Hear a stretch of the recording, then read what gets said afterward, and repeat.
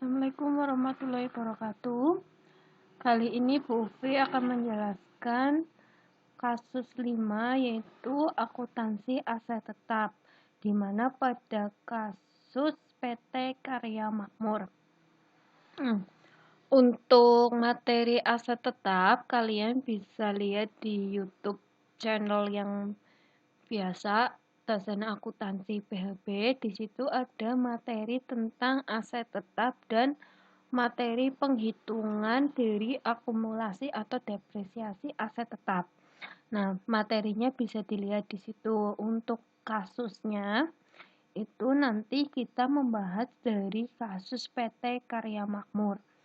Ini nanti bisa kalian baca sendiri untuk petunjuk-petunjuk utamanya, dan yang akan pertama kali kita kerjakan itu yang di bagian ininya. Jadi tugas yang harus saudara lakukan adalah yang pertama itu menelaah catatan-catatan akuntansi buku pembantu dan rekening buku besar yang berhubungan dengan aset tetap sampai dengan tanggal 31 Desember 2010. Dari pekerjaan saudara lakukan pertama tersebut, akhirnya saudara dapat menentukan saldo aset tetap dan saldo akumulasi depresiasi aset tetap pada tanggal 31 Desember. Jadi intinya itu kita menentukan saldo aset tetapnya dan saldo akumulasi depresiasi aset tetap. Terus yang kedua itu melakukan pengkajian untuk mengidentifikasi ada tidak indikasi penurunan nilai aset tetap pada tanggal 31 Desember 2010. Jika terdapat penurunan, nilai segera melakukan pengakuan dan pengukuran kerugian penurunan nilai aset tetapnya. Yang ketiga, mencatat transaksi yang berhubungan dengan aset tetap selama tahun 2011, termasuk mencatat depresiasi pada akhir tahun 2011. Yang keempat, melakukan pengkajian untuk mengidentifikasi ada tidak indikasi penurunan nilai aset tetap atau pemulihan rugi penurunan nilai pada tanggal 31 Desember 2011. Jika terdapat penurunan nilai atau pemulihan rugi, penurunan nilai segera melakukan pengakuan dan pengukuran kerugian atau pemilihan penurunan nilai aset tetap. Dan tugas terakhir adalah melaporkan saldo aset tetap dan saldo akumulasi depresiasi yang akan dicantumkan dalam laporan keuangan tahun 2011. Setelah ini dari buku besar diketahui jumlah saldo rekening aset tetap tanggal 31 Desember 2010 adalah sebagai berikut. Terdiri dari ini ya. Ya, yang pertama itu kita urut sesuai dengan soal ini aja. Dari catatan atas laporan keuangan tahun 2010 dapat diketahui perhitungan depresiasi masing-masing jenis aset tetap sebagai berikut. Yang pertama itu contoh bangunan. Ya, bangunan ini depresiasinya sekian. Kemudian kita langsung ke bangunan.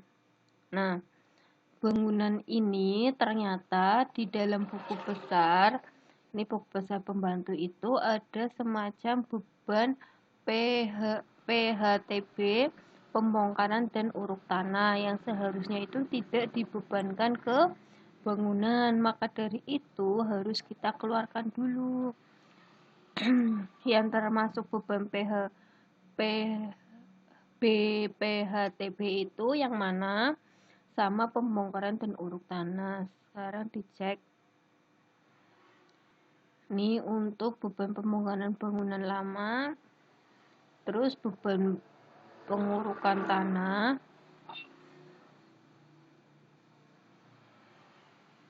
Beban pengurusan perizinan bangunan. Ya. Tuh. Nah, sehingga nanti ketemunya itu 105. Nah, ini untuk yang koreksinya. Lah, terus ada koreksi pagar tahun 2018. Nih, yang ini seharusnya tidak dimasukkan ke bangunan. Lah, ini nanti dimasukkan ke akun ke yang lain. Nanti ada akunnya juga. Terus untuk koreksi beban lahan ini, terus koreksi beban depresiasi ini dilihat dari soal yang ini ya. Nah, ini beban depresiasinya selama 2009 2010. Kemudian selain bangunan itu ada kendaraan truk besar. Nah, kendaraan ini dibagi menjadi beberapa. Kita lihat yang truk besar itu di mana? Kendaraan truk besar lah ini. Truk besar ini harga belinya pada saat itu 2 miliar 48 juta. Terus depresiasinya itu nanti ketemunya di sini. Depresiasinya untuk truk besar. Nah,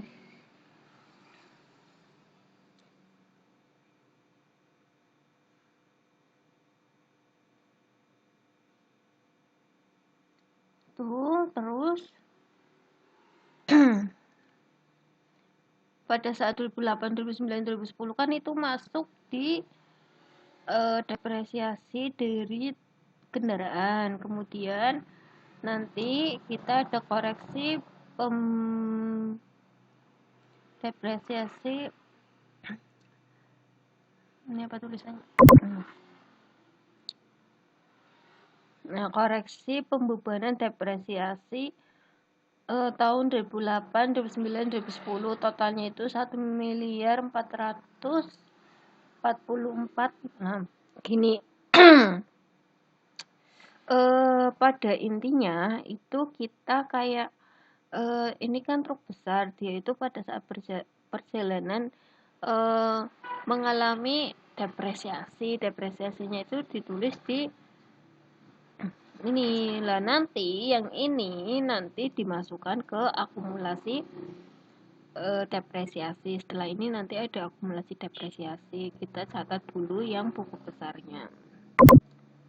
Nah, caranya itu nanti sama semua dari yang ini.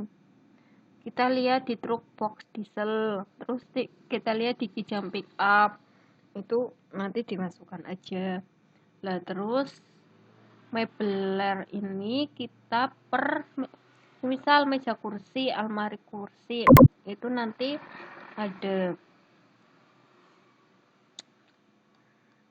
Nih contoh untuk mebeler. Itu ada meja sama jenisnya ya. Kita lihat tuh jenisnya. Jenis itu meja kursi kerja. Terus jenis depresiasinya itu kita dilihat meja kursi ini depresiasinya sama ini kan 2008. Terus 2009, 2007 ada enggak? Nah, kalau nggak ada ya berarti cuma itu 2 toh. Meja kursi yang ini ada. Nah, ini nanti ini dimasukkan ke akumulasi depresiasi. Nah, caranya tetap sama semuanya. Kita cuma mengoreksi untuk akumulasi penyusutan. Nah, ini juga sama nanti. Koreksi aset penyusutannya. Nah, terus saya akan langsung masuk ke akumulasinya. Nah, ini nanti kan tadi di situ ada beban pengurukan tanah. Lah ini dimasukkan ke sini. Lah ini udah mulai akumulasi asetnya. aset dari tanah, kan kita ada pengurukan. Nah, pengurukannya itu kemarin ternyata dimasukkan ke depresiasi. Lah itu dari depresiasi dikeluarkan, dimasukkan lagi ke akun tanahnya. Bangunan itu juga sama. Nah, bangunan ini tadi ternyata dikeluarkan dulu, setelah itu baru nih. Tadi kan pada saat itu awal itu buku pembantu, sekarang ini buku dari akunnya. Nah, itu tuh setelah yang tadi itu dimasukkan ke sini untuk mencari saldo dari masing-masing akun. Nah, ini untuk akumulasi depresiasinya. Yang penting kalian pada saat awal membuat buku pembantunya itu udah bener, jadi nanti kesininya tuh gampang dah. Ini hari ini tuh sampai sini dulu, nanti ini tuh part 1, nanti minggu depan itu ada part 2, yaitu kita bahas tentang jurnal umumnya. Yang hari ini kita cukup bahas yang penulisan buku pembantu, terus sama saldo akun, cek saldo akun di masing-masing akun, sama akumulasi dari masing-masing akun. Seperti itu. Terima kasih semuanya.